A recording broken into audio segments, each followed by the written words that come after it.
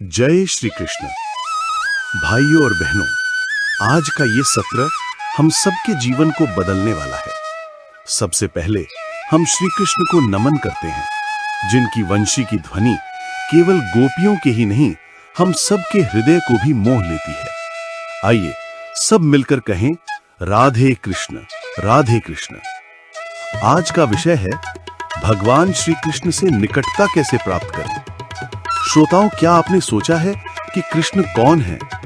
वे कोई एक रूप नहीं है। वे बाल गोपाल हैं, माखन चुराने वाले।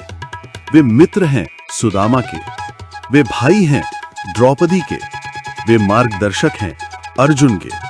और वे योगेश्वर हैं गीता के उपदेशक।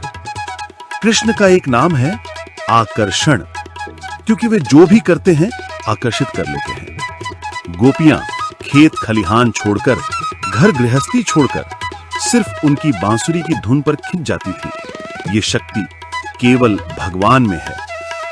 कृष्ण का नाम स्वयं कृष्ण से भी महान है। तुलसीदास जी ने कहा, नाम उलैत दुख भाग जाई, नाम उलैत सुख सुमिरन आई। आइए सब मिलकर एक बार नाम जप करें, हरे कृष्ण कृष्ण कृष्ण हरे हरे, हरे राम राम राम हरे हरे। क्या आपने अनुभव किया, जपते ही मन हल्का हो जाता है। कृष्ण की कथाएं केवल मनोरंजन नहीं, जीवन का मार्गदर्शन है। जैसे इंद्र ने गोकुल पर प्रलयकारी वर्षा की, तब छोटे से नंदलाल ने अपनी उंगली पर गोवर्धन पर्वत उठा लिया। श्रोताओं, सोचिए, एक बच्चा कैसे पर्वत उठा सकता है? यह संकेत है कि जब भक्त संकट में होता है तो भगवान असंभव को संभव कर देते हैं। गोवर्धन गिरधारी लल, जय कन्हैया लाल की कीर्तन हृदय को पिघला देता है और भगवान से सीधा जोड़ देता है। भगवान कहते हैं, जिसका कोई नहीं उसका मैं हूं। कृष्ण को फूलों से ज्यादा प्यारी है सेवा। वितुरानी ने कृष्ण को केले खिलाने चाहे, लेकिन प्रेम में खोकर छिलके दे दिए। कृष्ण ने उन्हें बड़े प्रेम से खा लिया।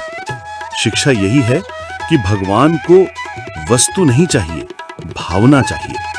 तो श्रोताओं, आज से ठान लीजिए, हम किसी भूखे को भोजन देंगे, किसी बीमार की मदद करेंगे, किसी गौ को चारा देंगे। यही है असली कृष्ण सेवा।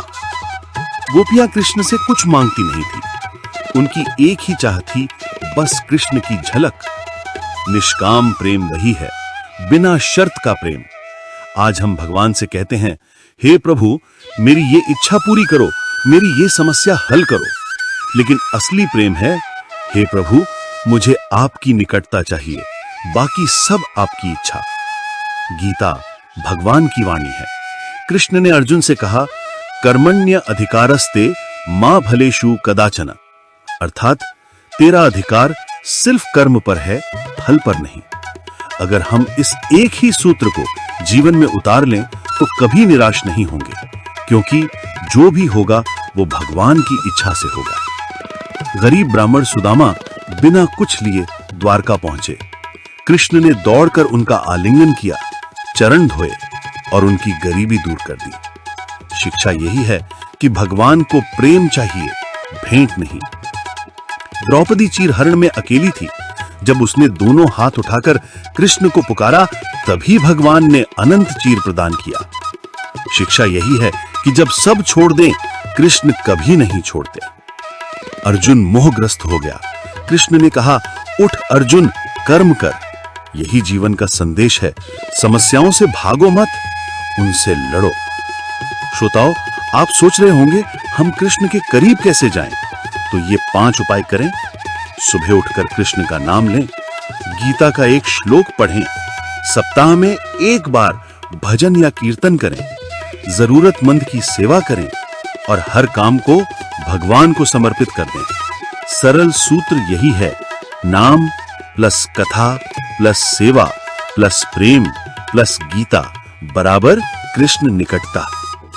आप बताइए, क्या कभी ऐसा क्षण आया जब सबने साथ छोड़ दिया और भीतर से किसी शक्ति ने सहारा दिया? वो शक्ति कौन थी? वही श्री कृष्ण थे। क्या आप रोज 5 मिनट कृष्ण का नाम लेने का व्रत कर सकते हैं? अगर कर सकते हैं तो जोर से बोलिए, राधे कृष्ण।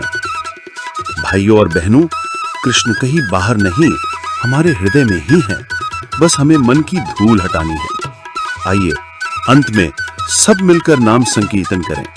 हरे कृष्ण कृष्ण कृष्ण हरे हरे, हरे राम राम राम हरे हरे।